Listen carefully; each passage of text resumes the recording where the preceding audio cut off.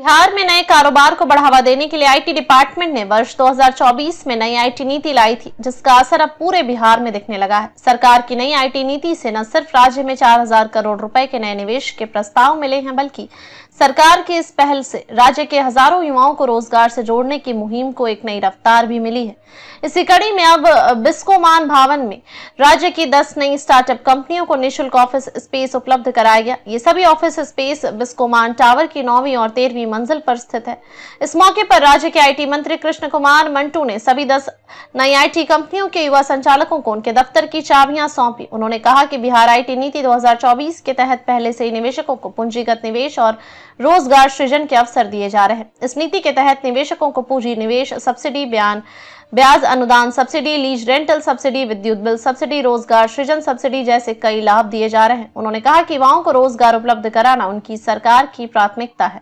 इसके लिए हमें स्टार्टअप को बढ़ावा देना होगा। इस मौके पर उन्होंने Hyprotech India Technology Private Limited, Green Stark Electronics Private Limited, Flow APIs Private Limited, Seva City Technology Private Limited, Skas Technology Private Limited, Momentum Plus Online Technology, Polytric System Private Limited, Makasa Industries Private Limited और HPF Venture India Private Limited के युवा उद्यमियों को दफ्तर की चाबियां सौंपी गई हैं। आईटी विभाग के सचिव अभय कुमार सिंह ने बताया कि नई आईटी नीति के तहत सरकार स्टार्टअप कंपनियों को 6 महीने के लिए निःशुल्क ऑफिस स्पेस उपलब्ध कराती है। इसके बाद इन कंपनियों के कार्यों की समीक्षा करके आवंटन अवधि को अगले 6 महीने के लिए बढ़ाया जा सकता है। इससे पहले कुल 13 स्टार्टअप कंपनियों को बिस्कोमान टावर में स्पेस आवंटित किया जा चुका है। सरकार इन कंपनियों को ऑफिस स्पेस के साथ ही केबिन बिजली, एयर कंडीशन, इंटरनेट कनेक्टिविटी, स्वागत एरिया, डेडिकेटेड लिफ्ट, सुरक्षा, हाउसकीपिंग, वाहन पार्किंग और कैफेटेरिया मुफ्त में उपलब्ध करा रही है। बता दें कि बिहार सरकार राज्य में स्टार्टअप शुरू करने की इच्छा रखने वाले युवाओं को आगे बढ़ने में मदद करने के लिए योजना चला रखी है। इस योजना के तहत 10 लाख रुपए तक का लोन मिलता है और वो भी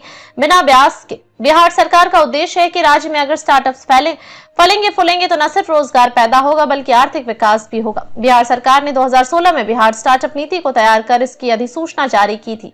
इसकी पॉलिसी का मूल उद्देश्य राज्य के स्टार्टअप्स को फलने फूलने का एक मौका देना है। 2017 में बिहार स्टार्टअप नीति में संशोधन किया गया। इस योजना के लिए सरकार ने 500 करोड़ का शुरुआती बजट रखा है। इसके जरिए बिहार सरकार युवाओं को खुद का स्टार्टअप शुरू कर आगे बढ़ने का मौका दे रही है। इस योजना के जरिए न सिर्फ स्टार्टअप्स को फायदा पहुंचेगा बल्कि बिहार राज्य में नए रोजगार के अवसर भी पैदा होंगे। अगर आप बिहार के नागरिक हैं और आपका स्टार्टअप 10 साल के भीतर बिहार में ही रजिस्टर है, साथ ही आपका सालाना टर्नओवर कभी भी 100 करोड़ से ऊपर ना हो, तो आप इस योजना के लिए अप्लाई कर सकते हैं।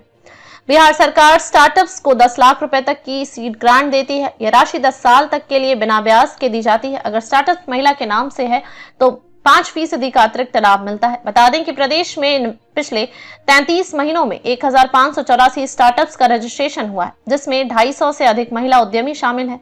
यह सिर्फ संख्या नहीं है, बदलते सोच की पहचान है। इन स्टार्टअप्स ने 9000 से अधिक लोगों को रोजगार देकर बिहार को आत्मनिर्भरता की ओर बढ़ाया है।